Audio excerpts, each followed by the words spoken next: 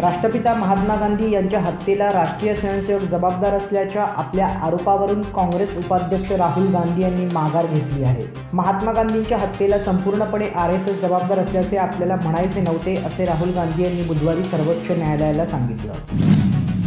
दहीहंडीच्या उंचीवर फेरविचार करावा यासाठी जोगेश्वरीतील जय जवान गोविंदा पथकाने दाखल केलेली पुनर्विचार याचिका सुप्रीम कोर्टाने फेटाळून लावली आहे।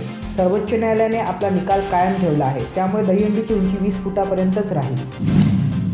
बीजिंग, लंडन त्यानंतर आता रिओ ऑलिम्पिक गाजवणारा महान धावपटू उसेन बोल्टचे रिओमधील एका तरुणीसोबतचे बिछाण्यातील फोटो व्हायरल झाले आहेत। जेडी दुआर्ते असे या तरुणीचे नाव असून ती 20 वर्षांची आहे। आपण ज्याच्याबरोबर रात्र घालवली तो बोल्ट आहे हे समजल्यानंतर उत्साहाच्या भरात जेडीने तिचे फोटो व्हॉट्सॲपवरून मित्रमैत्रिणींबरोबर शेअर केले। हेच फोटो नंतर व्हायरल झाले। मध्य इटलीत सकाळी झालेल्या भूकंपात 37 जण ठार झाले असून 150 जण बेपत्ता असल्याची माहिती सरकारी सूत्रांनी दिली आहे। या भूकंपाची तीव्रता रिश्टर स्केलवर 6.2 एवढी मोजण्यात आली। त्यामुळे अनेक इमारतींची पडझड झाली असून मृतांचा आकडा आणखी वाढण्याची शक्यता व्यक्त केली जात आहे।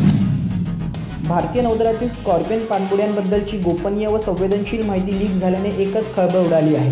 फ्रान्समधील DCNS या पाणबुड्यांची बांधणी करणाऱ्या कंपनीची तब्बल 22,000 पानांची कागदपत्रे लीक झाल्याचे वृत्त ऑस्ट्रेलियन प्रसारमाध्यमांनी प्रसिद्ध केले आहे।